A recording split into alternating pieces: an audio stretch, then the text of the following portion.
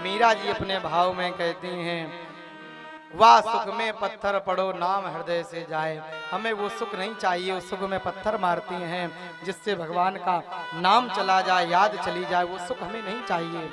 बलिहारी व दुख की पल पल याद, भले ही दुख रहे, विपत्ति रहे, समस्या रहे, लेकिन आपकी याद हमें आती है।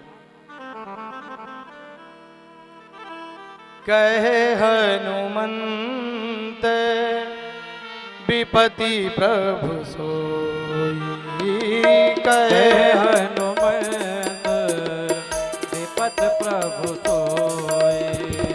कहे हनुमंत विपति प्रभु सोई। कहे हनुमंत विपत प्रभु सोई। सब तब सुमिरन भजन न होई, जब तब सुमिरन भजन न होई। कहे हनुमंत विपत प्रभु सोई। कहे हनुमंत विपत प्रभु सोई। ऐसे मैया कुंती ने कहा, भगवान ने पसंद दिया, आशीर्वाद दिया। चलते चलते मैया भगवान ने सोचा कि जा तो रहा हूँ, मेरा एक भक्त मेरा इंतजार कर रहा है। कौन? भीष्म पितामह। महाराज भगवान युधिष्ठिर आदि पांडवों को लेकर के भीष्म पितामह के पास पधारे, बाणों की सैया पर लेटे। समय हो गया, देखा कि समय हो गया है, तो महाराज भीष्म पितामह ने भगवान की स्तुति करी। इति मति रूपी कल्पिता वितृष्णा, अपनी मति रूपी बुद्धि रूपी बेटी मैं आपके चरणों में समर्पित करता हूँ। भगवान ने भीष्म पितामह का कल्याण किया, वचन दिया और भीष्म पितामह सूर्य उत्तरायण हुए, अपना शरीर त्याग किया। भगवान ने विदा लेकर के द्वारिका पधारे, भगवान का स्वागत हुआ। अर्जुन वापस लौट करके आए, भगवान के परम धाम जाने की सारी बात बताए। युधिष्ठिर आदि पांडवों ने स्वर्गारोहण किया।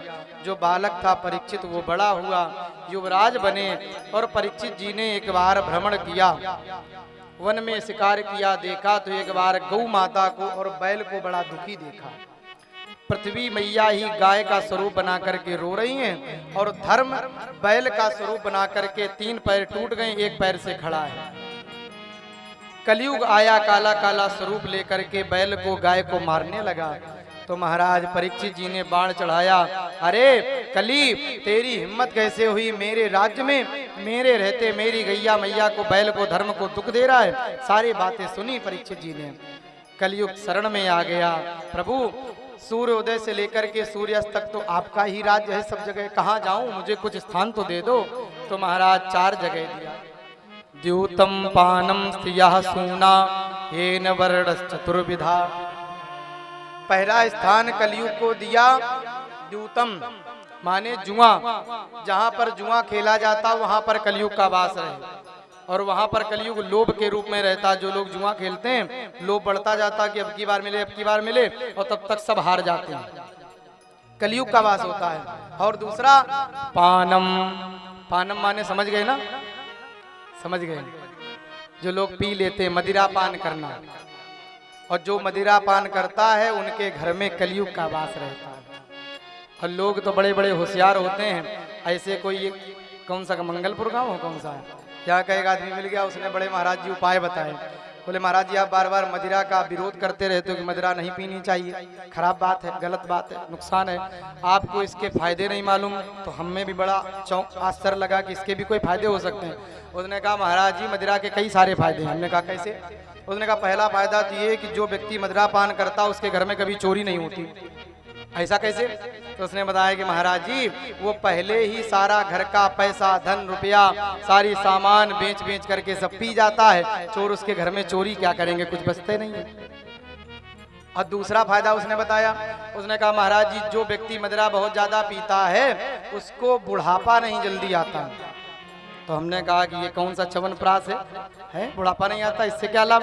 हाँ महाराज जी क्योंकि जवानी में इतना ज्यादा पीता रहता कि जवानी में ही सीताराम हो जाता, बुढ़ापे का नंबर ही नहीं आता। और तीसरा उसने फायदा बताया कि जो व्यक्ति मदिरा पान पीता है, बहुत ज्यादा दारू पीता है, उसको कभी कुत्ता नहीं काटता।